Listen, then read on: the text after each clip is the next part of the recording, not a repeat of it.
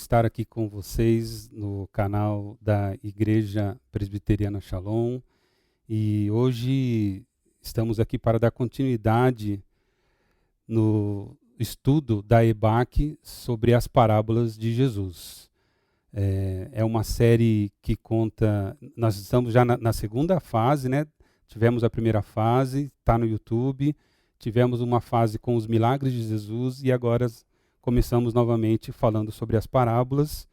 E hoje o objetivo é estudarmos sobre a parábola do joio e do trigo.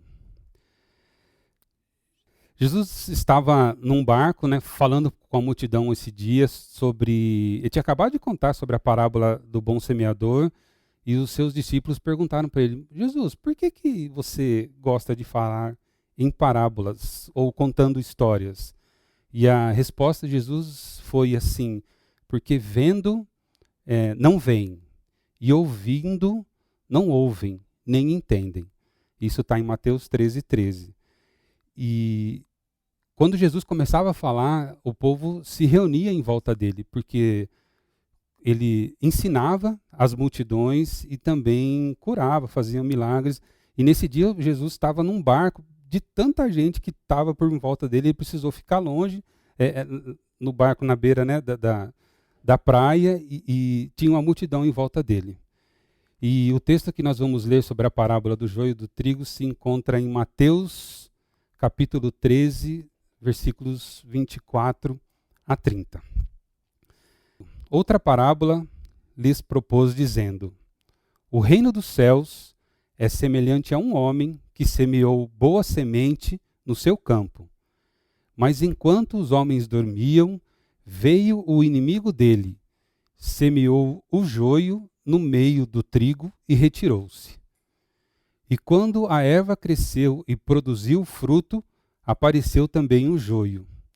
Então, vindo os servos do dono da casa, lhe disseram: Senhor, não semeaste boa semente no teu campo? De onde vem, pois, o joio? Ele, porém, lhes respondeu: um inimigo fez isso. Mas os servos lhes perguntaram: queres que vamos e arranquemos o joio? Não, replicou ele, para que ao separar o joio não arranqueis também com ele o trigo. Deixai-os crescer juntos até a colheita, e no tempo da colheita direi aos ceifeiros: ajuntai primeiro o joio, atai-o em feixes para ser queimado, mas o trigo recolhei-o no meu celeiro. Bom, eu não sou uma pessoa do campo, eu acredito que meu avô, eu lembro dele plantar bastante milho, mas eu nunca vi uma plantação de trigo, e muito menos joio. Tem a foto aí com os dois, né? Eu acho que poucos podem identificar. Não, o trigo não é o verdinho, que parece ser mais saudável, é o sequinho aqui, que é o trigo. O joio é esse verde. E eu não sabia também, mas ele é o segundo cereal mais plantado no mundo hoje, somente atrás do milho, na frente do arroz. E Jesus usava esses exemplos, né? Ele usou bastante exemplos com campo, bastante exemplos com pesca, porque eram coisas comuns e notórias, né? Que todo mundo conhecia na época. Sem spoiler, os discípulos não entenderam o que Jesus estava querendo dizer com isso, mas vamos continuar. O que podemos observar no texto, né? Fazendo uma tratativa sobre o texto. Jesus, quando conta isso, ele faz essa comparação, que o reino dos céus, entre aspas, né? O reino dos céus é semelhante a um homem que semeou uma boa semente. Então, o que ele está dizendo aqui é que o trigo, que depois ele fala, né, que do trigo e do joio, no texto, está dizendo que o trigo, sim, é uma boa semente e ela é o reino dos céus. Nós vamos falar sobre o trigo um pouquinho mais para frente, mas aí ele está dizendo aqui que o trigo é o povo de Deus. E o inimigo dele, que vocês sabem, né, mas nós vamos falar bem sobre ele, fez o quê? Ele foi lá no campo, a hora que todos dormiam, e semeou o joio para crescerem juntos. Então, a primeira lição que a gente vê aí, ou o primeiro enfoque que a gente tem que dar nesse texto é que tem os dois no mesmo campo, um boa semente, o outro plantado pelo inimigo. Falando mais sobre o trigo, né? Tá no texto lá que ambos convivem no mesmo campo, mas têm propósitos muito diferentes, né? Como para quem não sabe, né, o trigo além de ser o segundo maior cereal plantado no mundo, ele é um material básico para fabricação de pão, para fabricação de rações, e ele faz essa alusão. Nesse texto, ele está querendo dizer que o povo de Deus, ou o reino dos céus, é o trigo, nessa comparação que ele faz nessa parábola. E a gente espera, né, quais são os frutos, né, do Espírito que a gente espera do povo de Deus, que são amor, alegria, paz, paciência, bondade, fidelidade, mansidão e domínio próprio. Deus ama o seu povo, tanto que deu a vida, né, de Jesus para nos salvar, e o joio é exatamente a antítese disso, o contrário disso. Por quê? O joio ele é plantado pelo inimigo sorrateiramente, e o joio, diferente do trigo, não tem função nenhuma para o ser humano. Muito pelo contrário, ele é nocivo, ele é veneno para o ser humano, no caso representando aqui o povo do diabo, que frutos, né, da carne são imoralidade, idolatria, ódio, discórdia, ira e inveja.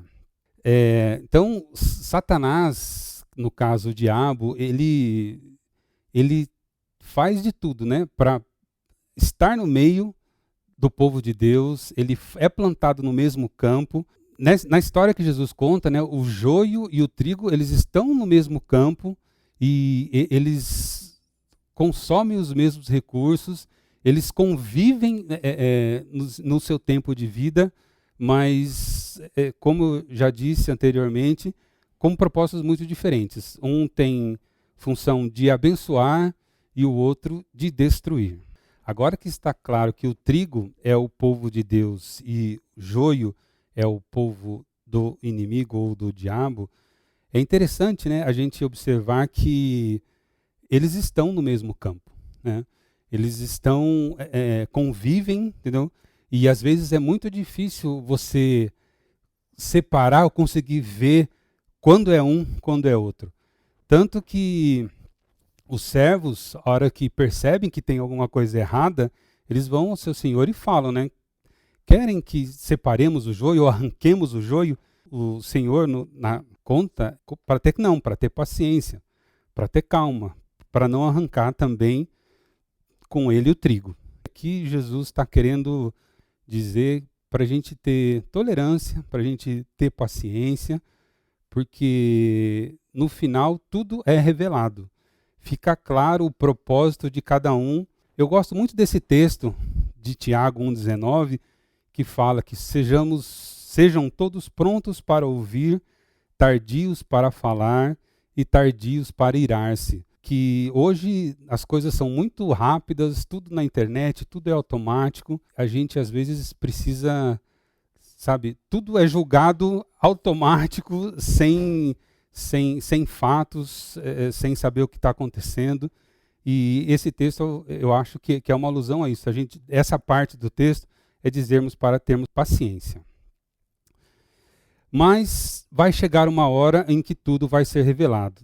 Diz o texto que no tempo da colheita, direi aos ceifeiros, ajuntai primeiro o joio, atai-os em feixes para ser queimado, mas o trigo não, recolhei-o no meu celeiro. O que está querendo dizer nessa parte do texto é que, no final, Deus vai deixar claro que o trigo, sim, ele vai ser separado e colocado no celeiro, e o joio, que é o pecado, vai ser ajuntado e queimado numa fornalha, no fogo. Apesar de Jesus pedirmos, né, como eu comentei, da paciência, vai chegar uma hora que tudo vai ser revelado, tudo vai ficar claro. E aí, no texto, ele fala, né, que no tempo da colheita, na história, na parábola melhor, ele fala, né, que primeiro vai ajuntar o joio e o joio vai ser queimado. E o trigo não. O trigo vai ser recolhido no meu celeiro. Pode parecer estranho, mas aqui o fogo e o celeiro pode até ser literal. E essa parábola, para a época, eu não foi compreendida, porque os próprios discípulos não entenderam o que Jesus estava querendo dizer com isso. Seguindo o texto que ele fala em Mateus 13, 36, 43, explica-nos a parábola do joio. Os discípulos falando para Jesus, porque eles não tinham entendido. E aí Jesus fala para eles que o que semeia a boa semente é o Filho do Homem. O campo é o mundo. A boa semente são os filhos do reino. E o joio são os filhos do maligno.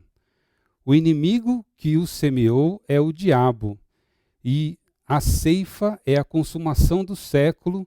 E os ceifeiros são os anjos. Diz a palavra também, pois assim como o joio é colhido e lançado ao fogo, assim será na consumação do século. Mandará o Filho do Homem os seus anjos, que ajuntarão do seu reino todos os escândalos e os que praticam a iniquidade, e os lançarão na fornalha acesa. Ali haverá choro e ranger de dentes. Então os justos resplandecerão como o sol no reino do seu Pai. É uma parábola que para a época pode... os discípulos não entenderam, mas talvez hoje seja mais fácil de vocês compreenderem, mas a conclusão que a gente chega é que, apesar do mundo dizer que existem várias opções, não, existem apenas dois caminhos na nossa vida aqui na Terra. Uma é a salvação por intermédio de Jesus Cristo e a outra a perdição na fornalha acesa. Essa parábola, ela fala sobre o fim dos tempos, né? Sobre o que está por vir. Jesus veio na terra e vai voltar. Todos serão julgados. A boa notícia, na parábola, você não tem a opção, você nasce joio, nasce trigo. Aqui você tem a opção, sim, de, durante a vida terrena, você tem a opção de seguir a Jesus e aceitar a salvação por intermédio de Jesus Cristo, ou seguir o caminho da perdição. Lá fala no texto, né, que vão ranger de dentes, dor e ranger de dentes. Essa parábola, Jesus mostra o amor que ele tem, né, e a misericórdia que ele tem para todos nós, porque ele espera até o final, ele espera até o tempo da colheita para que possamos ser trigo ou joio nessa terra. Eu espero que você que esteja ouvindo entenda essa mensagem. Existem dois caminhos e você pode escolher aceitar a Jesus e a sua mensagem ou o fim na fornalha. Jesus fala que quem tem ouvidos para ouvir, ouça e pratique. E eu espero que essa lição tenha te ensinado alguma coisa e que Jesus faça uma obra na sua vida e que você aceite a mensagem dele e tenha uma vida eterna com Cristo.